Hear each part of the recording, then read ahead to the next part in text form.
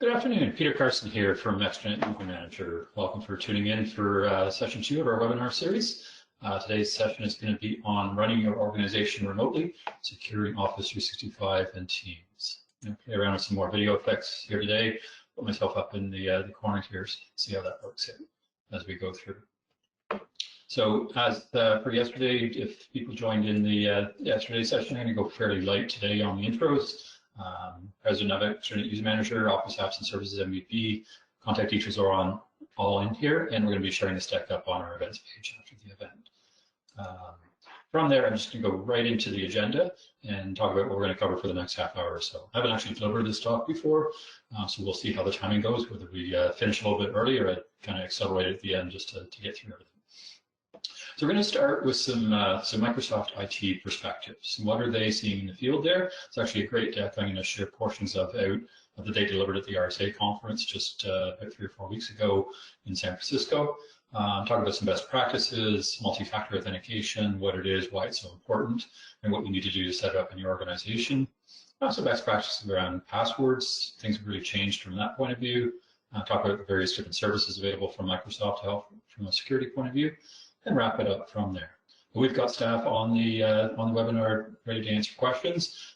If they can't answer those as we go through, I will be certain to follow up after the session as well with you for that. Okay, so as I mentioned, we've got a great deck up, and I've got the link at the bottom here, so you'll have this when you get the deck from me. Basically a session that they presented at the RSA conference, which is a big annual security conference held in San Francisco every year. It happened just a little less than a month ago. And really, it's about challenges in the final mile at Microsoft from a security point of view. So some very topical points in here. And as I mentioned, I haven't put the whole deck in here. I put about 6 or 8 slides through that we'll go through. And they're fairly easy to understand here. This is kind of a scary number when you think about it. Put it in perspective, there's 1 billion monthly active users with Microsoft's services. So while 1.2 million is a big number, it represents about 0.1%.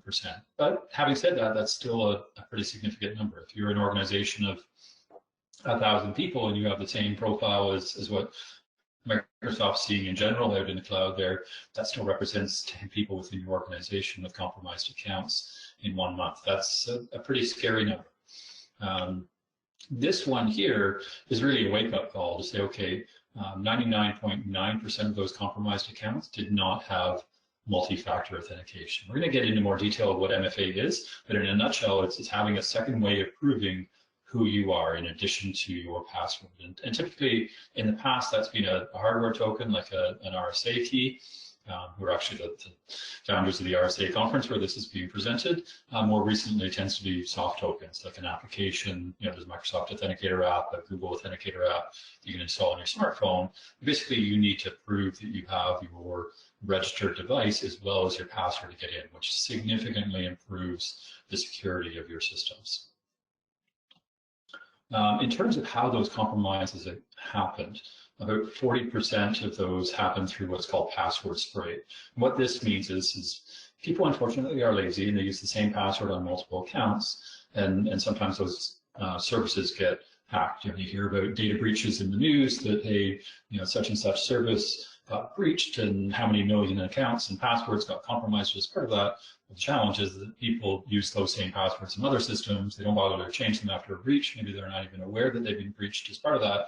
And that's where password spray comes in. The hackers just harvest those breaches. They're posted up on the dark web, then maybe even on the public internet, easy to consume, and then just start attacking systems trying to replay those passwords. So that's almost half of the attacks right there. And poor password management and password sharing between services is a big part of that issue.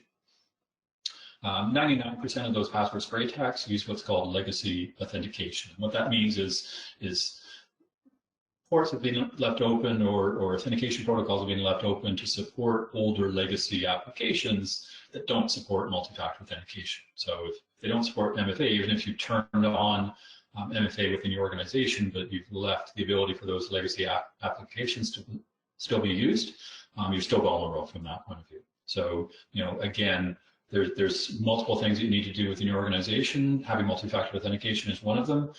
Eliminating legacy authentication, which is easier said than done for some organizations. Actually, if you go into the full deck, I won't go into it today. Microsoft talks about their IT experience and how they had huge pushback internally from their own organization around blocking legacy auth, because there was a bunch of systems that basically locked people out of. So you have to mitigate all those and understand where they all are first before you can turn that on. So that's a project in and of itself, particularly for larger organizations.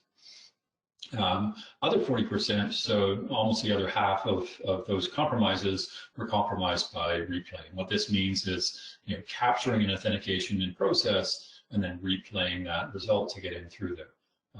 That's something that's not possible with modern authentication nearly as easily as it is with the legacy auth, so that applies there as well. So 97% of those replay attacks also use legacy auth. So you see some themes that the Microsoft researchers are kind of stressing the point here of things that you need to do in your organization. 60 to 70% reduction in compromises in tenants who disable legacy auth. So that's a significant number right there. Turning an MFA on, the multi-factor authentication on, is another big part of that as well. So Microsoft takes security very seriously. They run security teams. They're always out there watching to see what's happening from a security threat point of view and vulnerabilities that are being discovered and such. And they put together a top 10 list of security best practices. And not surprisingly, the very first thing on there is set up multi-factor authentication. I'm going to take you through what that looks like, how you set it up, and what the user experience is. It's not that scary once you've got it going, and it tremendously helps from a security point of view. Number two, though, is not a technical solution at all. It's about training your users. And I added the educate to that because really it is about user education, making sure that people understand what the threats are. What's a malicious email, a phishing attack look like? And there's tech that we'll talk about further down on this list that address that. Things like Azure Threat Protection for doing safe attachments and protecting against phishing attacks with safe links where it can attempt to discover those. It's not going to provide 100% coverage, but it's certainly going to help from that point of view. And one of the things you can do from an education point of view as part of Azure Threat Protection is you can actually do mock attacks with your users. And that sounds scary, but it's really a way to educate your users is you craft what looks like a phishing attack, a phishing email, and you send it out to all your users. And you basically see, here's a honeypot who dips their fingers into the honey, because you can very quickly get an understanding of who fell for that. It wasn't malicious. It wasn't actually going to do anything dangerous to them.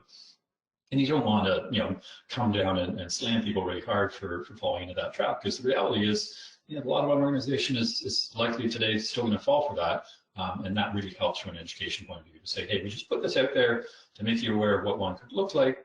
We wanted to see who we catch with it. You're not better or worse if you did or you didn't get caught. It's more about education and making sure people understand the implications of that.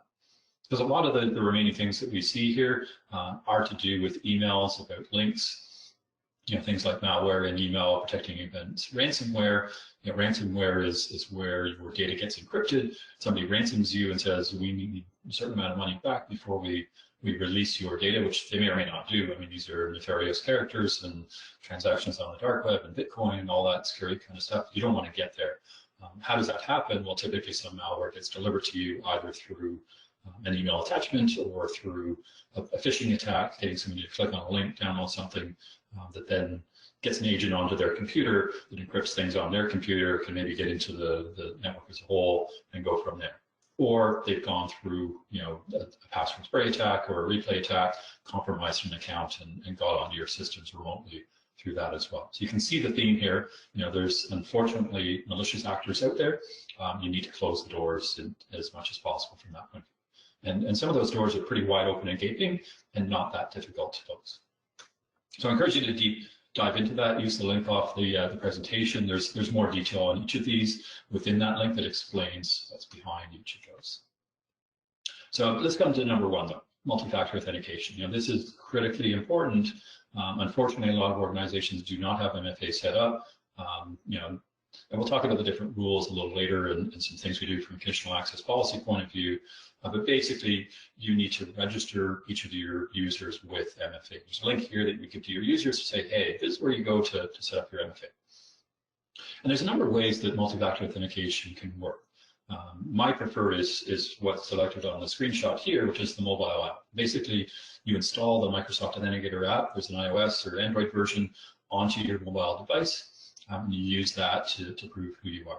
The reason I like that is that we've seen a lot of stuff in the news lately about people grabbing SMS or mobile phone numbers, basically going out to the telco saying, hey, I've changed my device and I need you to switch it over to this new one, and there isn't really stringent provisions from the telco providers to restrict or make sure that the person who's making that request is actually the owner of that number.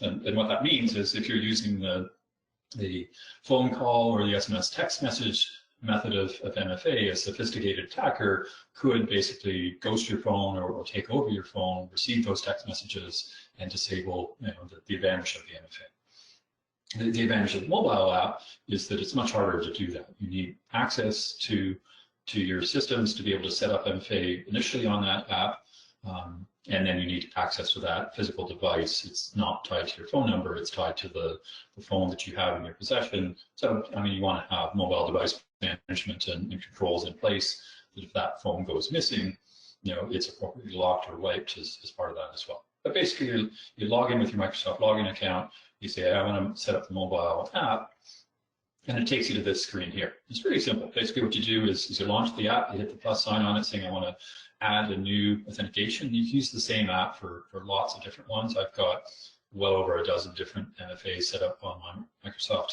Authenticator app for client systems, for our systems, for demo purposes that I'm going to be using here today as well. So basically, you scan that QR code, and it creates that registration between your mobile app and that service, in this case, the Microsoft service through there. And you're done. It takes you through a verification step to say, hey, we're going to try a multi-factor authentication right now. I'm going to send an approval through to the app to make sure it works. If everything's good, then you're good to go. Now, doing that registration doesn't actually enforce multi-factor authentication on your service. It's basically the prerequisite to say, hey, let's get everybody registered and make sure that MFA works for them before we require it, because it's obviously difficult to require it if people haven't registered. Now, if you haven't completely covered that and some of your users don't have the MFA set up on their account prior to you requiring it, they will be forced to go through this setup process as part of their next login through there. But it's a better idea to set that up in advance and manage that way. And you can actually go into Azure AD and see who's gone through that process and make sure that you've covered all your users, reach out to the ones that haven't. Maybe you've got staff. We have one staff member at Envision IT doesn't like the idea of having a cell phone. That's fine. The nice thing with the Authenticator app is as long as you've got a mobile device, we just gave them an old Android device and loaded up the Android Microsoft Authenticator app on it. As long as it's got Wi-Fi, you can have that device at home with them. You can still do the multi-factor authentication. So it doesn't require your staff to have a mobile number. It does require them to have an iOS or Android device. It doesn't have to be a phone. It could be a tablet. As long as you can install that app on it, register it, you're good to go from that point of view.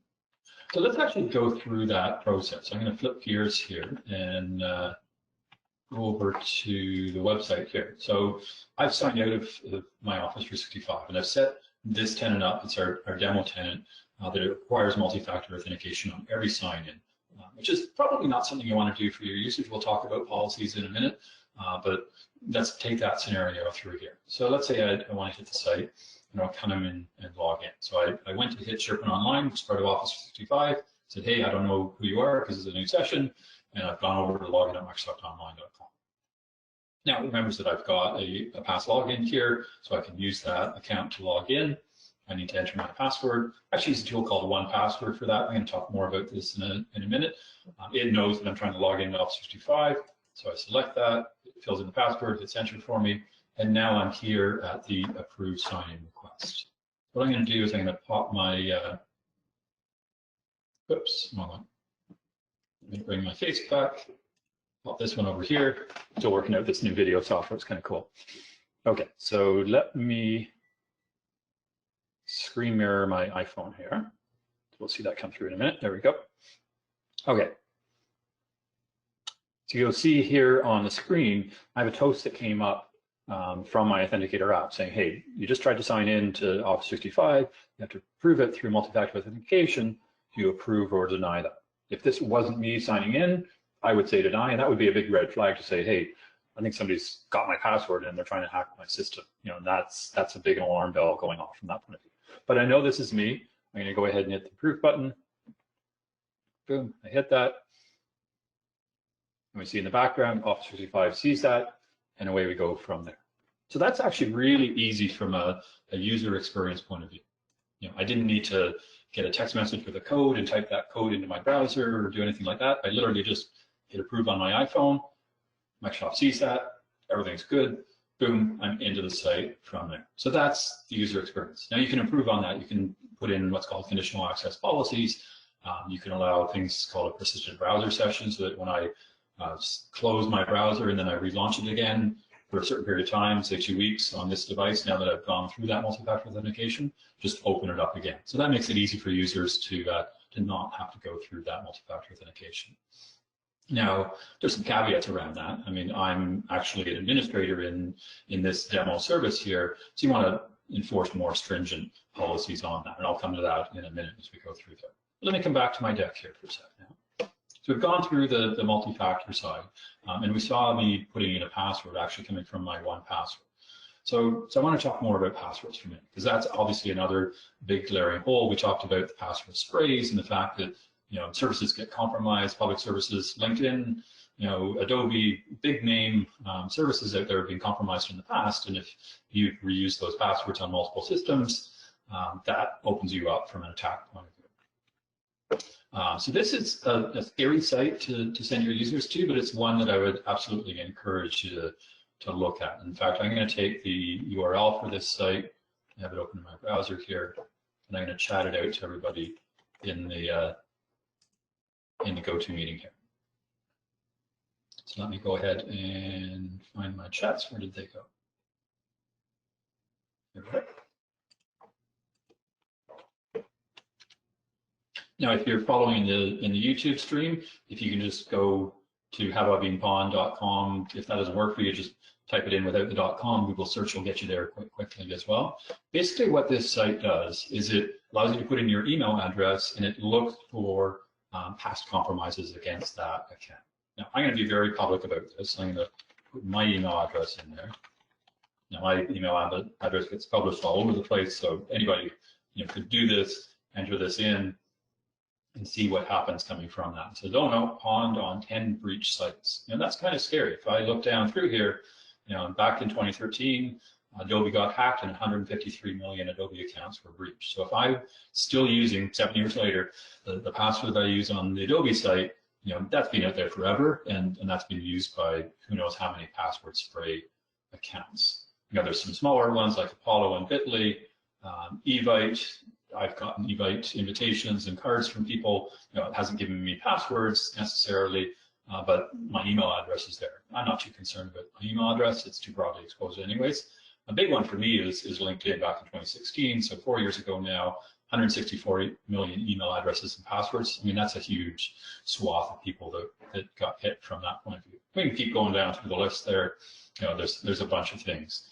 What I'd like everybody to do is take a minute now. We're going to pause, take that link that I sent across, and go actually do it right now. I'm actually going to put a poll up. You don't have to answer if you don't want to. I'm not asking for details back from there. We're not going to see who answers what through there. I'm just curious. When you put your email address in, do you get no hits? Awesome, fantastic. Did you get just 1 breach, 2 to 9 breaches, 10+ breaches? What does that look like? So I'll give you a minute to hit that, try that out, and we'll get some results coming back. And like I said, I won't share any details, but I will share the broad results because I want to get a sense of what the audience looks like.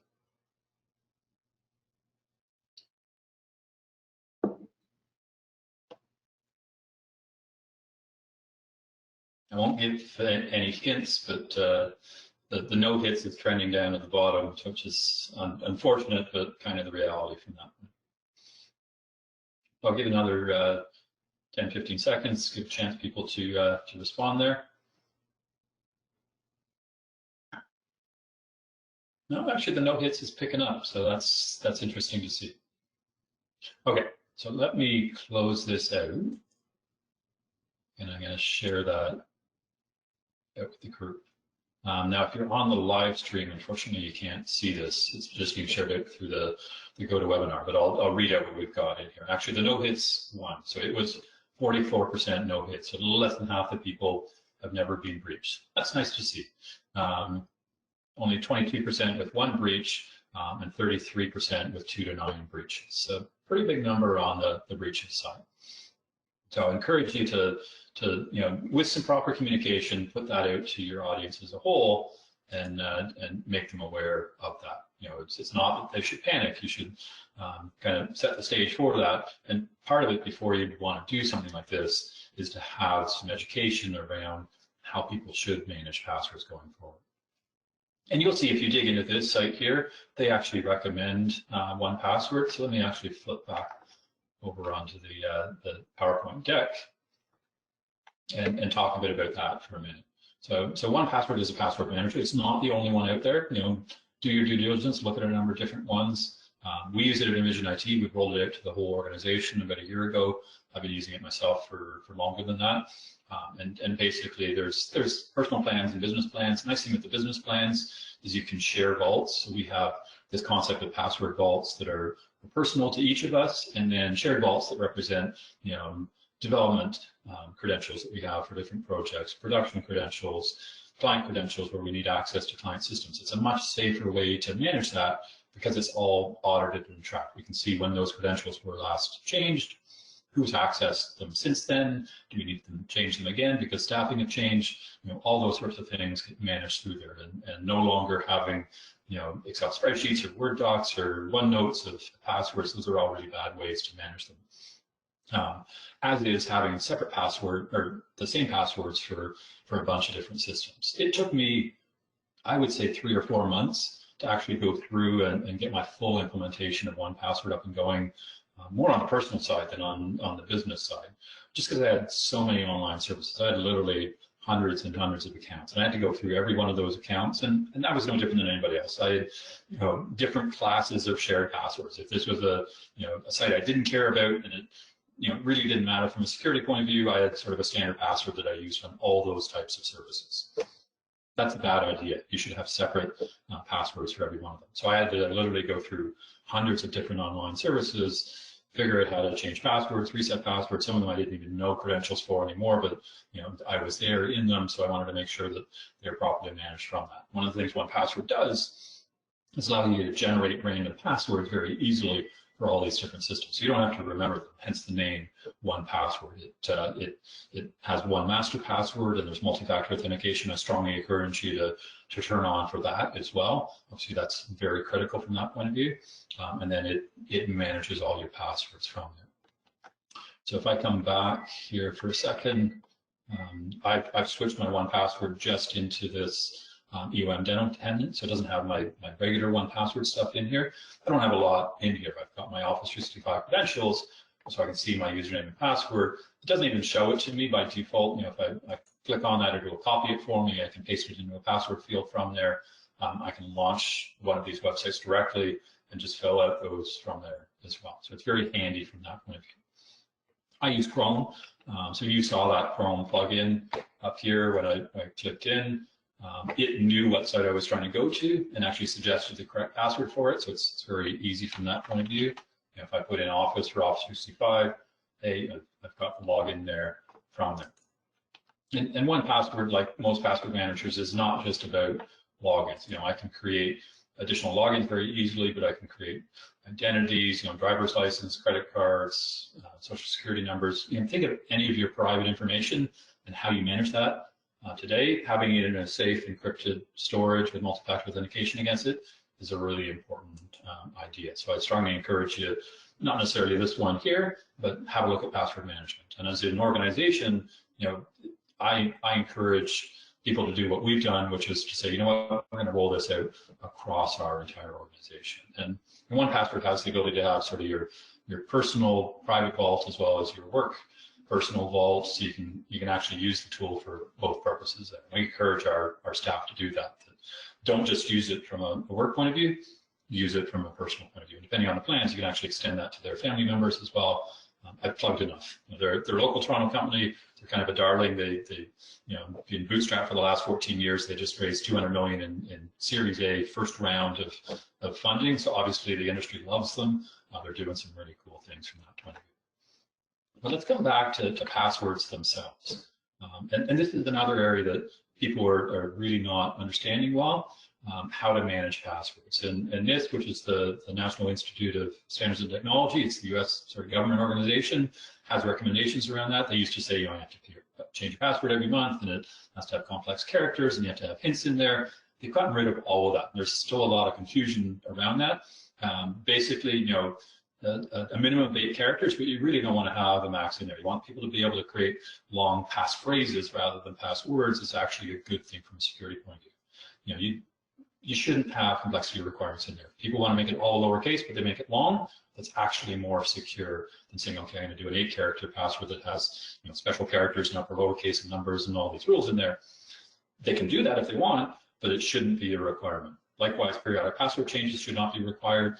People just start repeating and adding a number to the end of it, and it's really not helping from a security point of view. Big one for me, I hate this, fill in some security questions. What's your mother's maiden name?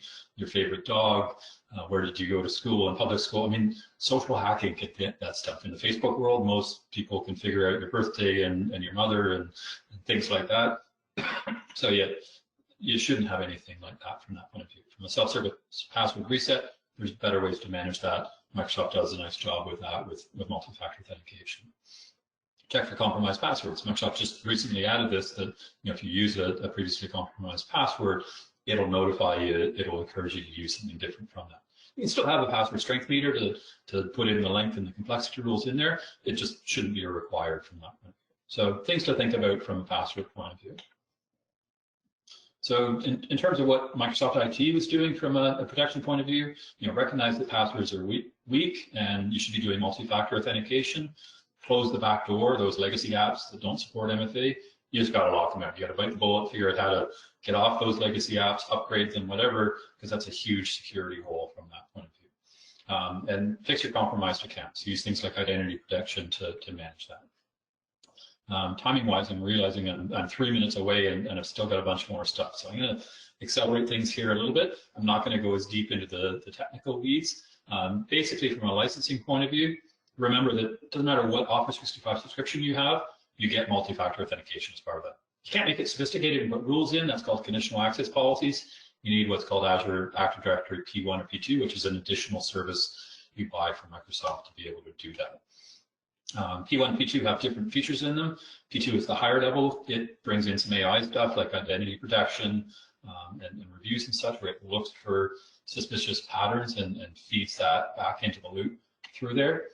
You can buy it on your own or on its own, or it can actually get bundled into what's called EMS, the Enterprise Mobility and Security Suite that does mobile device management and security. We can see here that we've got Azure AD P1 and P2 in E3 or E5 as part of that. Microsoft licensing gets crazy confusing. Apologies, I'm trying to make that simpler, but it's only so simple. There's a number of ways you can bundle it up there. You can say, okay, I'm going to get the EMS E3 or E5, but I've got Office 365 E3 or E5 potentially as well. I can bundle all that into what's called Microsoft 365 that combines Office 365, the Enterprise Mobility and Security Suite, and your Windows 10 licensing all wrapped together. That can actually become cost effective if you look at all the different things you want to do from that point of view. So you kind of have to look at the matrix and figure out what you want to put in place, because there's other tools that come part of that mobility and security suite. Things like that, Azure Advanced Threat Protection I talked about, looking for malicious activity, both in your on-premise, in your email, in your safe links, in your SharePoint documents, things like that. ATP deals with that. Azure Information Protection, this is about classifying and applying different rules to say, hey, this has healthcare, personal health information, personal identifiable information in it. Okay, we need to apply different rights. Maybe we need to encrypt those documents from a data loss point of view, which is different than a pure security point of view. So again, something else to think about through there. So, some layers you can apply to that. MFA, if I haven't made the point hard enough yet, it's really important. You should be turning that on. Azure Information Protection, Advanced Threat Protection, layers that you can add on on top of that. And you can bundle it in a number of different ways from that point of view. So I'm going to wrap from there. I had planned on going over into the Azure portal, talking a bit about where that stuff is. What I will do, though, to wrap up here, though, I'm going to take us over into the admin portal in Office 365. So if you're a global administrator, you can certainly come into here. I encourage you to look at the Security Admin Center, and it's got something called Secure Score in here. Now, it's really low in our demo tenant because we haven't turned a lot of the security stuff on in here. But basically, this Microsoft Secure Score here is something that you should be looking at. You can launch it out for your own tenant and get an idea of what you're doing today and where your gaps are. And you'll see that a lot of the scores are things like multi-factor authentication not being turned on. We have turned that on for administrative, but just recently to prep for this webinar, so it's actually not showing in there. And that's 50 points right there. And you can go down through that whole list. You can compare yourself against others. One of the scary things here is that the global average is 33. That's a pretty low number out of 238. So collectively, we can do a lot more from a security point of view. Microsoft's trying to get that message out. I am too here through this webinar. I hope that helped. If you want to go deeper into this, reach out to us. We can go much deeper and help you from that point of view. So with that, I'm going to call it a wrap. I'll have a look at the questions if there's anything to follow up from there. I want to thank everybody for joining me, and feel free to tune in tomorrow. We're going to talk about extending this out to your partners. How do you build out an extranet, securely share things from that point of view, both from an unstructured and a structured, sort of out of the box, and about that point of view. So with that, have a great rest of your day. Thanks for tuning in.